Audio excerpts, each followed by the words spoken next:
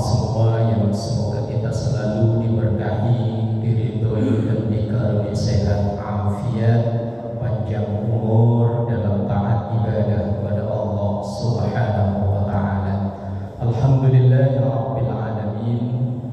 Kita awali ngaji kita malam ini dengan mendoakan kedua orang tua kita, mendoakan semua guru kita, mendoakan semua orang yang berjasa berbuat baik pada kita, terkhusus yang mewakafkan, memperjuangkan Masjid Jami Nurul Islam Koja ini.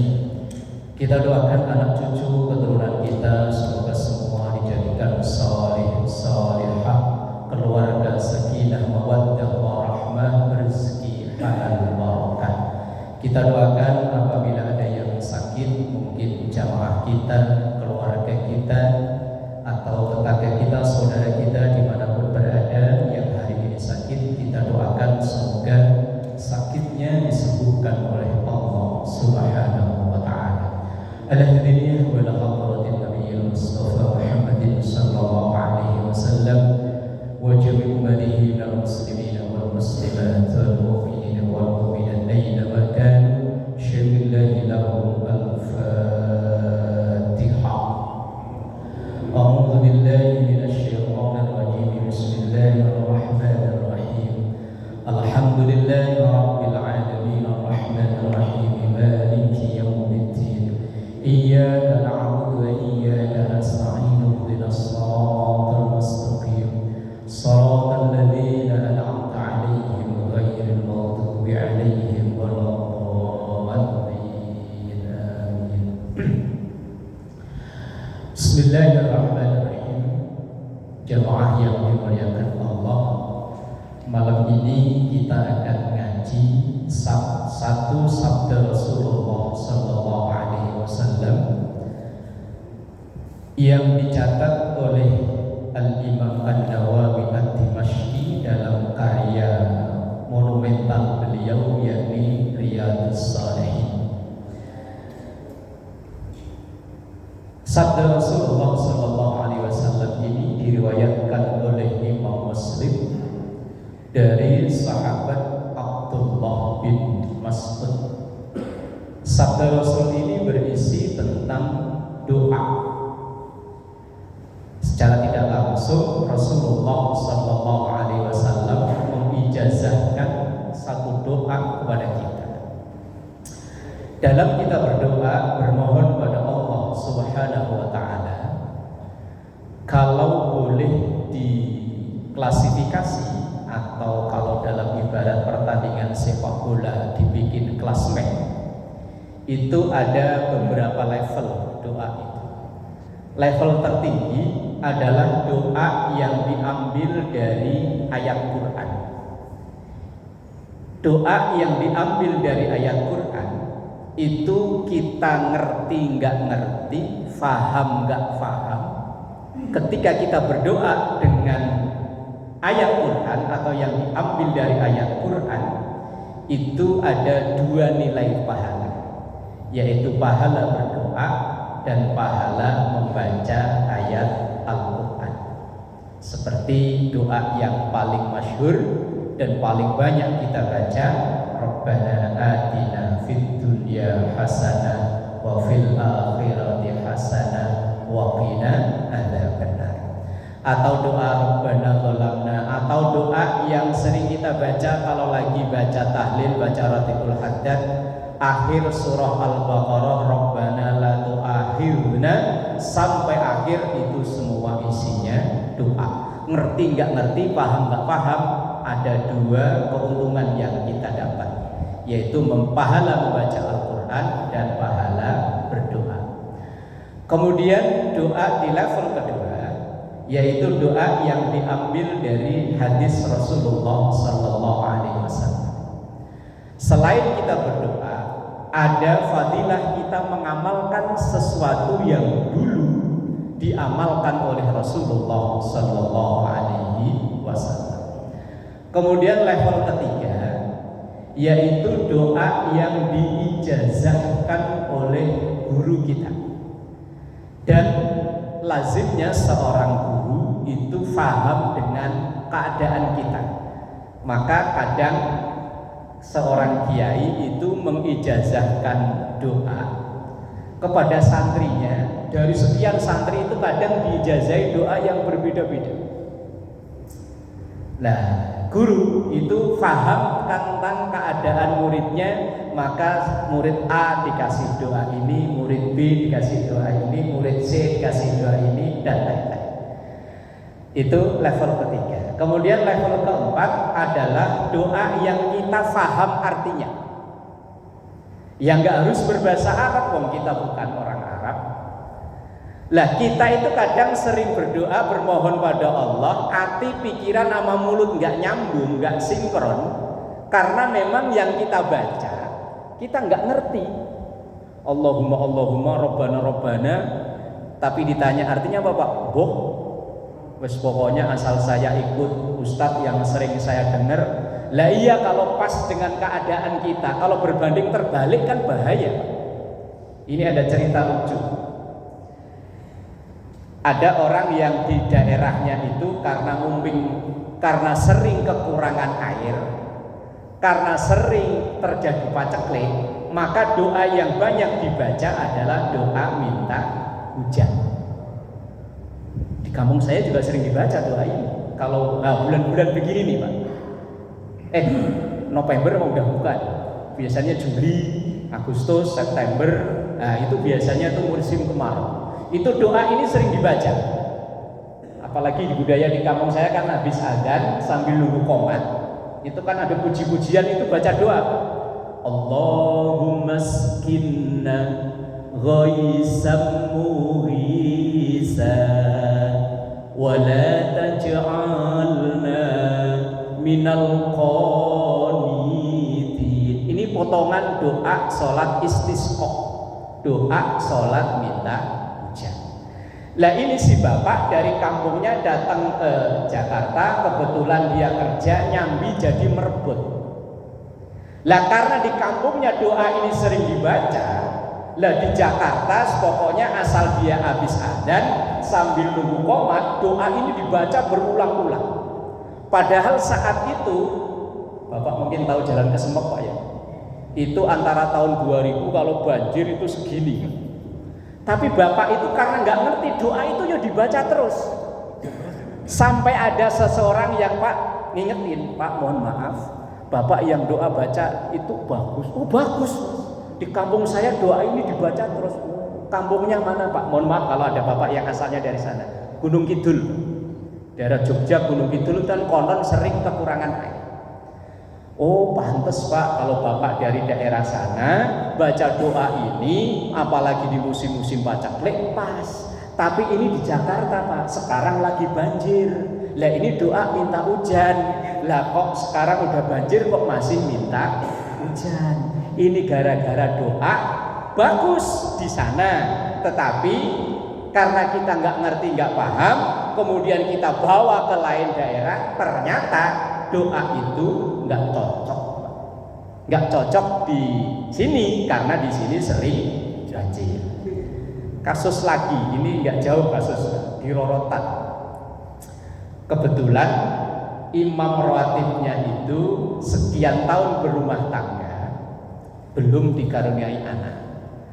Tentu doa yang dibaca adalah doa minta dikaruniai anak. Ini doa ada dalam Quran Pak, memang doa Nabi Zakaria. Karena Nabi Zakaria itu berumah tangga sekian tahun belum dikaruniai anak. Maka doa yang dibaca, Rabbi la tadarni fardan wa anta khairul warisi. Doa itu dibaca. Lah ada jamaah karena rajin ikut berjamaah, tiap hari dengar, akhirnya lama-lama doa itu dibaca.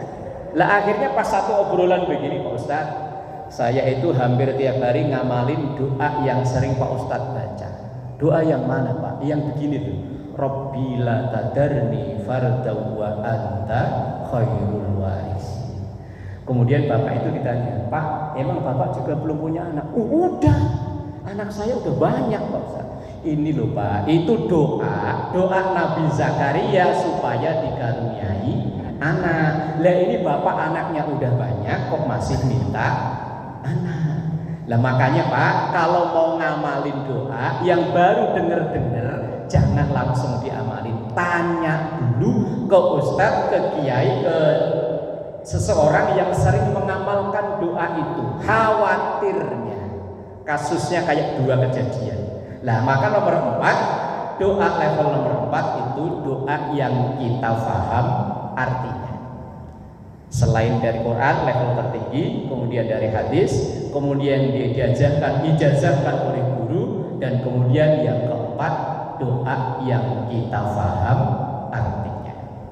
Nah, doa yang akan kita bahas pada pertemuan kali ini adalah doa ini cukup masyhur, sangat singkat tapi mengandung 4 permohonan penting dalam kehidupan beragama kita, yakni Allahumma inni as'alukal huda wat tuqa wal afafa wal ghina. Doanya sangat singkat. Allahumma inni as'alukal huda, permohonan pertama, wat tuqa kedua, wal afafa yang ketiga, wal ghina yang keempat. Ini doa sangat singkat tapi mengandung 4 permohonan sangat penting dalam kehidupan beragama kita. Ini doa yang diijazahkan langsung oleh Rasulullah Sallallahu Alaihi Wasallam. Enggak sembarangan yang dijazahkan, Pak. Hadisnya sahih, dicatat oleh Imam Nawawi dalam kitab Riyadhus Shalihin, diriwayatkan oleh Imam Muslim dari sahabat Abdullah bin Mas'ud. Allahumma ya Allah, inni sesungguhnya hamba ini as'aluka, memohon kepada Engkau. Permohonan pertama al-huda. Bahasa lazim yang sering kita dengar adalah hidayah. Dan ternyata doa memohon hidayah adalah doa terbanyak yang kita mohon pada Allah. Secara tidak langsung, Pak, dalam 24 jam dari rangkaian doa yang kita baca, itu ternyata memohon hidayah itu menduduki level tertinggi loh, Pak. Jumlahnya kalau dihitung jumlah, kita hitung yang wajib saja, nggak boleh tertinggal, itu 17 kali, Pak, dalam 17 rakaat sholat wajib kita. Karena dalam setiap rakaat kita wajib baca suratul Fatihah, kecuali bagi yang makmum masbuk. Bagi yang tidak masbuk wajib membaca Fatihah, dan setiap kali kita membaca Fatihah, di situ kita berdoa pada Allah, ihdinas siratal mustaqim, siratal ladzina an'amta 'alaihim ghairil maghdubi 'alaihim waladdallin. Ini doa yang wajib 17, belum qobliyah ba'diyah, belum pagi duha, malam tahajud, tahiyatul masjid, belum lagi kalau hadir di acara tahlilan, acara ratibul haddad, apalagi kalau tahlilan budaya di kampung saya di Bojong sana, Pak. Kalau yang dikirimin doa itu arwah 20, maka baca Fatihahnya 20. Makanya tahlilan itu paling cepat kelar jam 10. Kalau di sini mah pokoknya singkat padat. Kalau di sana mah nggak bisa. Baca perjanjian kalau nggak baca tuntas diomelin. Pokoknya abtadrimla sampai selesai. Itu baru yang dalam sholat, baru dalam Al-Fatihah. Yang wajib 17, yang sunnah udah banyak. Belum lagi ketika kita duduk di antara 2 sujud. Itu ada 8 doa kita, Pak.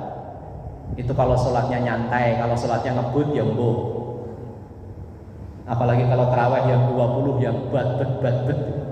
Makanya saya ini santri NU, saya setuju yang 20, tapi kalau tarawih ngebut nggak karuan itu saya kok agak protes. Termasuk yang dulu beredar di YouTube 20 rakaat cuma 8 menit beberapa itu. Itu saya pernah ngitung, Bang.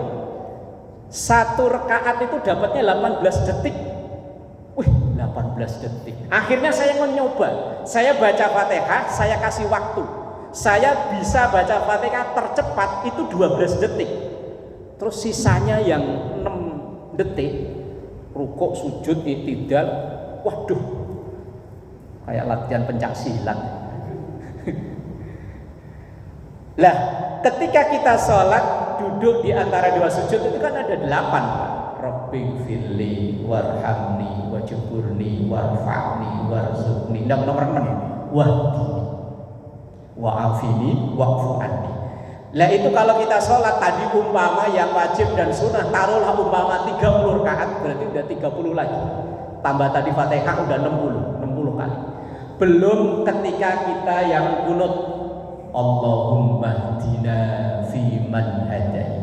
Ya Allah, berikanlah hidayah petunjuk kepada kami di tengah-tengah orang-orang yang Engkau beri hidayah. Secara tidak langsung, mungkin dalam sehari lebih dari 100 kali kita memohon hidayah kepada Allah.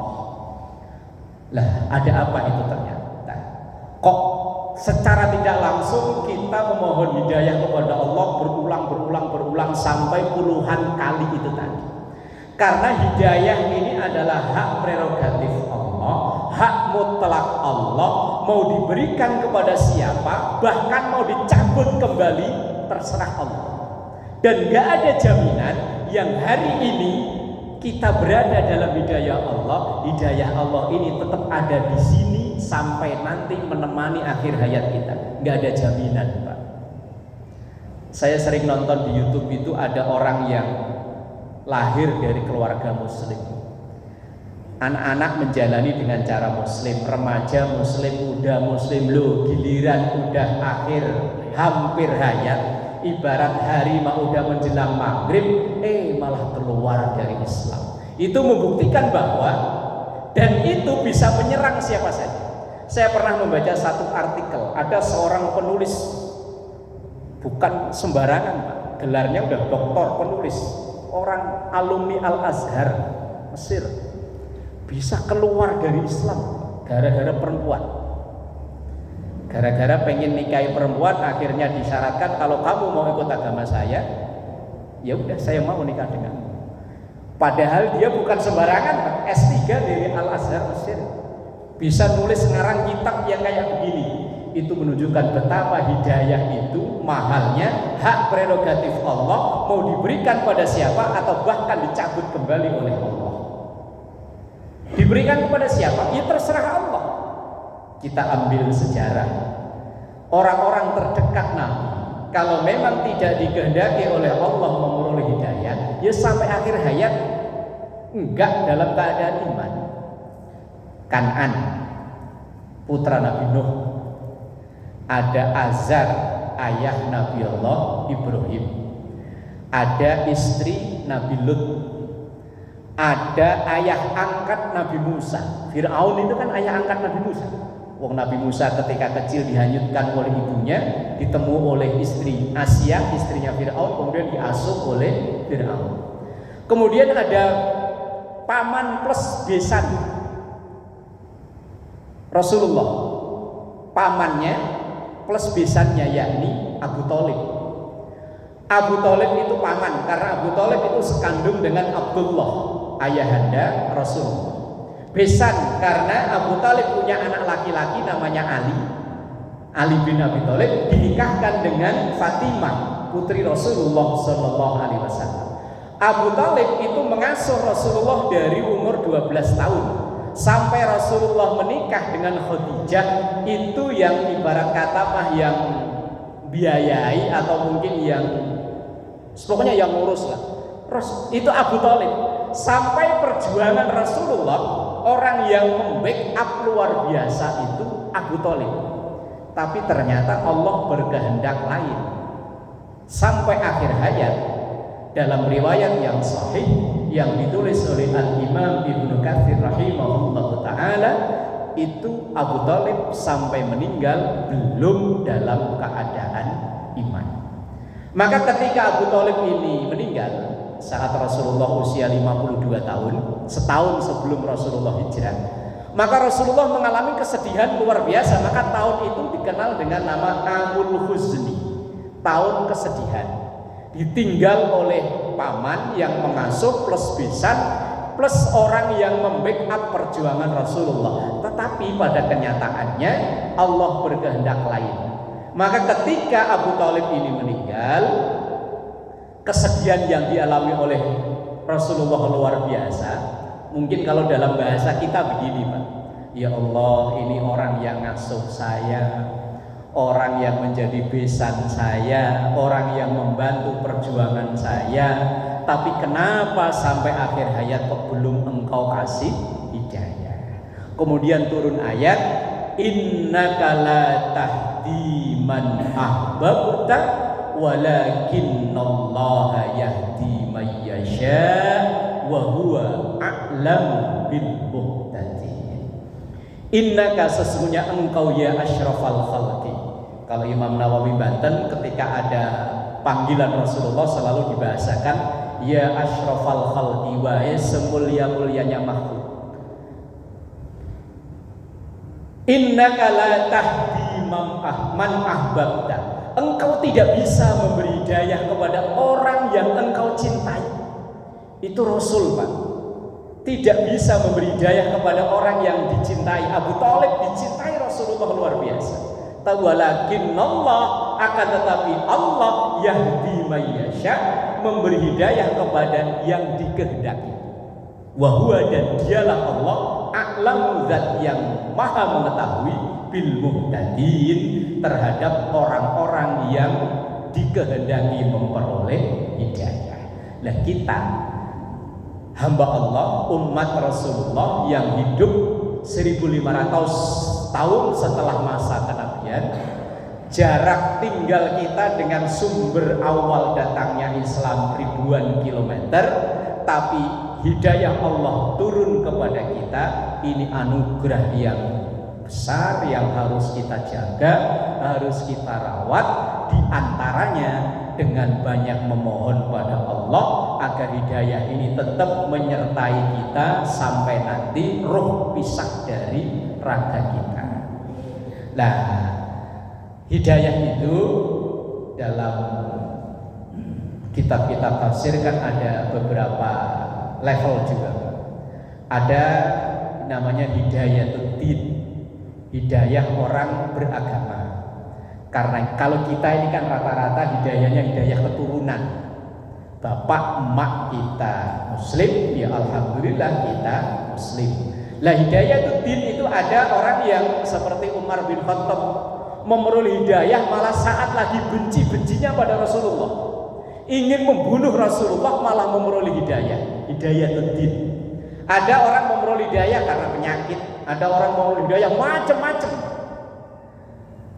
Lah itu baru hidayatul-din. Ada orang yang memeroleh hidayatul-din dari lahir, tetapi sholat enggak, puasa enggak, Islam KTP, khawatirnya nanti yang ke surga KTP-nya. Lah itu baru dia memperoleh namanya hidayatul-din. Level yang tertinggi namanya hidayatut taufik. Sering kita dengar wabillahi taufik wal hidayah. Hidayatut taufik itu hidayah Allah untuk mengamalkan ajaran agama yang diyakini. Itu namanya hidayatut taufik. Kayak kita alhamdulillah begitu ada azan langsung berangkat datang ke masjid sholat berjamaah, ini namanya hidayatut taufik. Nanti bulan Ramadan kita jalani puasa, ini namanya hidayatut taufik. Kita punya keluasan rezeki, berbagi zakat dan lain sebagainya, berangkat haji, berangkat umroh, itu namanya hidayatut taufik, yaitu hidayah Allah untuk menjalani keyakinan agama yang kita yakini. Itu namanya hidayatut taufik. Ini juga tidak diberikan oleh Allah kepada semua orang yang memperoleh hidayatul-din.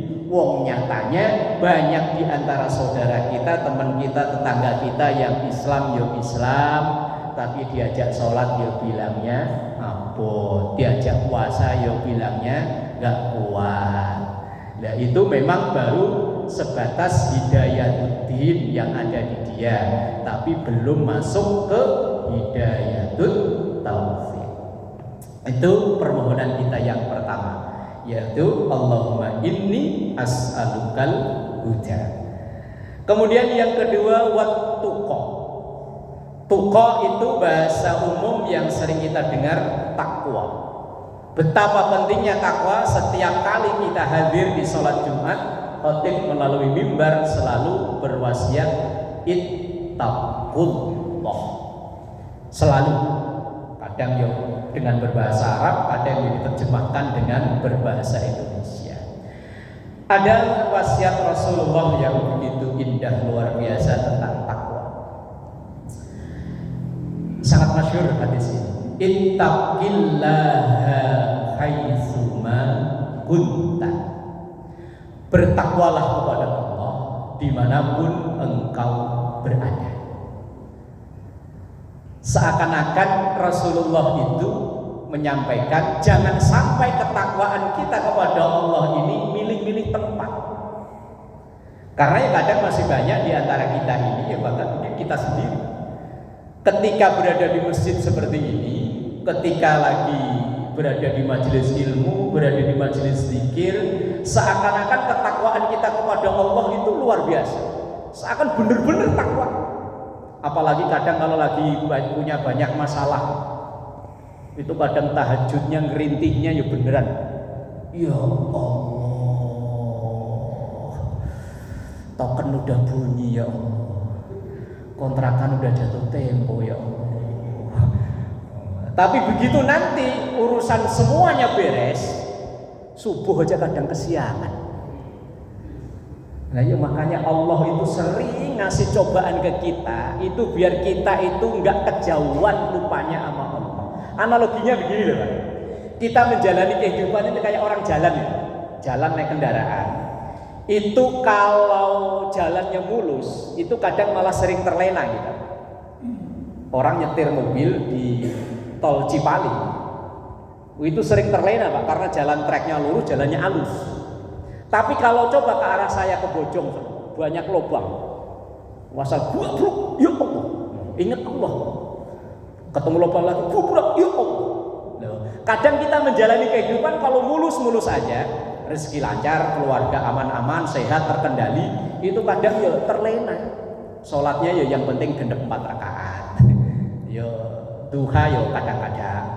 Tapi begitu ketemu lubang tadi, buak, itu ibarat lagi diuji, entah badan sakit, entah ekonomi lagi sulit, akhirnya ya Allah. Makanya sering-seringnya kita umat Islam diuji, biar sering-sering ya Allah. Lah Rasulullah pesannya ittaqillaha haitsuma kunta. Bertakwalah kepada Allah, merasalah selalu diawasi oleh Allah, merasalah selalu dekat dengan Allah dimanapun, kapanpun, saat lagi, apapun. Jangan hanya ketika di masjid dekatnya dengan Allah kerasa luar biasa, tapi begitu nanti keluar kok ya tega, berangkat pakai swallow, pulang pakai pakalolo. Berangkatnya pakai swallow 15.000 lah, begitu pulang pakalolo 600.000 ya. Lah kok diembat ya wes. Ya berarti at-tuqonya belum masuk ke sini. Dalam bahasa lain, takwa itu kontrol diri. Biar kita ini ibarat kendaraan ya rem. Biar kita ini enggak terlalu jauh untuk meninggalkan ingat kepada Allah. Untuk meninggalkan Allah sih insya Allah enggak, tapi ingatnya kepada Allah ya kadang. Lah takwa itu kayak itu dalam pengertian lain. Kalau pengertian umum yang sering kita dengar ya imtisalul awamir wajtinabun nawahi. Jalani perintah Allah, jauhi larangan Allah, itu pengertian umum. Cuman kalau kita ngaji ada kitab tasawuf namanya Risalatul Qusyiriyah, definisi takwa itu banyak banget. Nah, salah satu di antaranya definisi takwa itu tadi merasa selalu diawasi oleh Allah, sehingga kapanpun, dimanapun, bersama siapapun, nggak ada peluang sedikit pun kita untuk melakukan pelanggaran, sehingga terkontrol diri kita ini untuk melakukan kemaksiatan. Ini permohonan yang kedua, agar diri kita ini terkontrol. Kemudian yang ketiga wal afaf. Dalam tafsir hadisnya al-afaf itu dimaknai al-kaffu anil ma'asi wal qaba'ih, yaitu menjaga diri, al-kaffu menjaga diri anil ma'asi dari berbagai macam kemaksiatan wal qaba'ih dan perilaku buruk. Kita yang hidup di era teknologi informasi secanggih sekarang, berbuat dosa jauh lebih mudah daripada orang-orang tua kita dulu. Kita ambil contoh begini. Dulu kalau kita ingin menfitnah seseorang, menyebarkan aib seseorang, kita itu butuh proses panjang. Saya butuh bercerita dengan Pak Saiful, bercerita terus, proses waktunya lama. Tapi sekarang cukup kita mainkan handphone. Siapapun bisa kita fitnah, siapapun bisa kita sebarkan aibnya. Berita bohong, berita hoax bisa kita sebar dalam sekejap dengan permainan jari-jari kita. Bisa lewat kamar kita, ruang kerja, atau bahkan dari dalam masjid sekalipun. Hanya dalam sekali tuk, ratusan, ribuan, bahkan jutaan orang bisa kemakan fitnah bersumber dari kita. Maka sekarang berbuat dosa jauh lebih mudah daripada orang dulu. Makanya doa ini sangat penting biar jari ini terkontrol. Apalagi kita yang demen main medsos. Kadang berita belum jelas sudah kita share. Tentang si ini, si itu, si ini share. Kadang saya agak miris itu begini. Ada tokoh besar yang dari kecil sampai usia sepuhnya belajar agama enggak berhenti. Dengan mudahnya diolok-olok, disalahkan oleh orang yang baca Quran aja nggak bisa. Waktu kasus pesantren yang di Surabaya, yang Al-Khazini, ya Allah, ini pesantren berdiri udah puluhan bahkan ratusan tahun, alumninya udah nyebar, bukan hanya di Indonesia, di luar negeri. Kesalahan teknis bangunan itu yang dirancang oleh profesor ahli bangunan, insinyur aja bisa ambruk. Lah ini ya Allah langsung menyalahkan. Belum lagi yang trans 7, ya Allah. Makin miris. Lah kita yang nggak ngerti apa, nggak usah ikut-ikutan. Kita ini apa sih? Kita bisa apa? Kemampuan kita apa? Kebiasaan kita apa? Andil kita apa? Kok bisa-bisanya nyala-nyalain yang luar biasa itu. Makanya dosa sekarang jauh lebih mudah. Makanya doa kita kepada Allah al-afaf, jari-jari ini loh Pak, biar terjaga. Kalau yang Bapak nggak mainan handphone aman Pak dari sisi itu. Tapi kayaknya sekarang nggak ada ya. Hampir semua kita mainan begini ya Pak. Hati-hati ini Pak. Jari kita hanya dengan sekali pencet share sesuatu berita bohong itu, kalau pengikut kita di media sosial ratusan ribuan orang yang kemakan berita bohong. Sumbernya dari kita. Kalau mengikuti hadis Rasulullah, man sanna sunnatan sayyi'atan falahu wizruha wa wizru man amila biha. Ada satu dosa yang bersumber dari kita. Kemudian dosa itu berantai ke orang. Berapa banyak orang yang berbuat dosa berawal dari kita, maka kita dapat jatah dari dosa itu. Terus makanya doa ini bagus kita amalkan, yaitu al-afaf, al-kaffu anil ma'asi wal qaba'ih. Dan kemudian yang terakhir wal ghina. Ghina ini ditafsirkan hadis ay al-istighna anil hajati ilan nas, yaitu berusaha untuk menjadi pribadi yang mandiri. Islam tidak mengharamkan kita meminta, boleh. Meminta itu boleh. Tapi kalau jadi kebiasaan itu yang menurunkan muru'ah. Muru'ah itu apa ya? Merendahkan kehormatan kita, harga diri kita. Orang yang kerjaannya, mohon maaf Pak, minta. Kalau meminta kan cuma sekali, tapi kalau minta. Itu dia mengucap salam aja kita nggak mau jawab loh Pak. Nggak tahu kalau di sini Pak, kalau di kampung saya di Bojong sana Pak, asal ada salam kok lagunya yang Assalamualaikum. Nah, orang sono tuh jawabnya maaf. Nggak tahu kalau orang sini. Sama, sama aja. Ini kan doa ya Pak. Kita didoakan selamat aja mengucapkan maaf. Maaf itu kan berarti nggak mau ya. Kenapa kita nggak mau? Karena yo tahu itu orang yang kerjaannya, padahal itu pekerjaan halal loh Pak. Nggak haram kan ya, halal. Tetapi kalau jadi kebiasaan oleh Rasulullah, sebisa mungkin umat Islam itu jadi umat yang mandiri. Rasulullah SAW ketika baru pindah dari Mekah ke Madinah, ketika hijrah, itu kan rata-rata harta benda para sahabat itu kan nggak dibawa rata-rata. Lah kalau sekarang gampang Pak, tinggal ATM-nya yang dibawa. Lah kalau dulu kan belum ada. Ketika nyampai di Madinah, itu memang Rasulullah tidak melarang pemberian dari sahabat Ansor, silahkan terima. Tetapi Rasulullah langsung menyuruh atau memerintahkan pada para sahabat untuk datang ke pasar, untuk bahasa kitanya usaha, untuk membangun usaha, biar tidak ketergantungan kepada sahabat Ansor. Itu yang diajarkan oleh Rasulullah Sallallahu Alaihi Wasallam. Maka dalam hadis ini Rasulullah mengajarkan tadi wal ghina. Kemudian ada hadis lain sebagai pendukung dari hadis ini, ada dalam kitab Mukhtarul Ahadits An-Nabawiyah. Itu ada bunyi hadis ini. Wa'lam anna syarafal mu'min qiyamuhu bil lail wa izzahu istighna'uhu anin nas.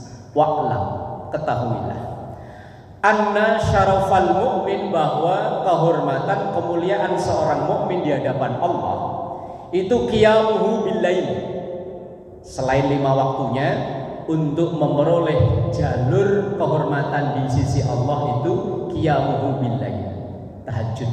Wa minal laili fatahajjat bihi nafilatan lak asa ayyab'asaka rabbuka maqaman mahmuda. Jalur khusus untuk memperoleh kemuliaan di sisi Allah, tahajud. Semampunya tentunya, nggak ada paksaan. Kalau Rasulullah menghukumi wajib buat dirinya, tetapi untuk umatnya tidak. Tapi salah satu sholat sunnah yang disebut langsung dalam Al-Quran ya tahajud. Itu jalur untuk memperoleh kemuliaan di sisi Allah. Tapi wa izzahu istighna'uhu anin nas. Tapi kehormatan di hadapan kita sesama manusia ini adalah jaga diri untuk tidak mudah meminta, walaupun meminta itu halal. Contoh gampang begini Pak, kita punya saudara, punya keluarga yang sering meminta. Kalau bahasa anak dulu katanya cumi Pak, cuma minta. Hari ini minta, kemudian bulan depan minta, bulan depannya lagi minta. Lah itu umpama bulan depan, walaupun dia niatnya itu mau mulangin yang dulu, dia barunya tandarin motor aja kita dari ruang tamu itu udah sudut. Minta apa lagi? Kemarin udah minta, udah masih minta lagi. Loh, itu padahal ini halal, apalagi yang haram. Lah itu saking Rasulullah Sallallahu Alaihi Wasallam menghendaki umatnya ini menjadi pribadi yang mandiri, ini diajarkan doa.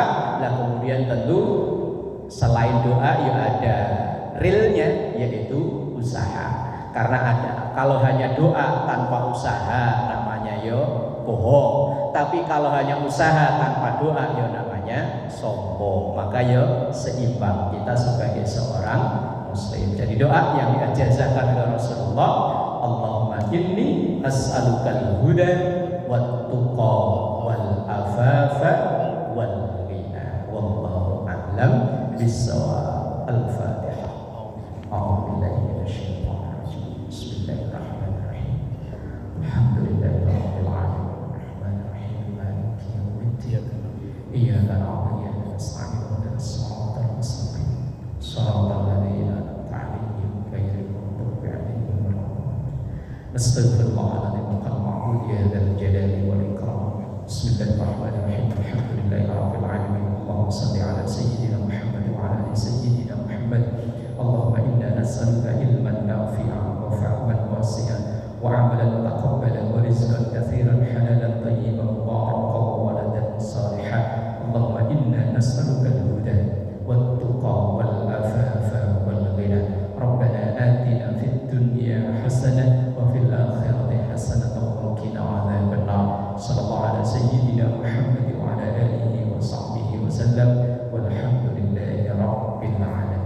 Terima kasih.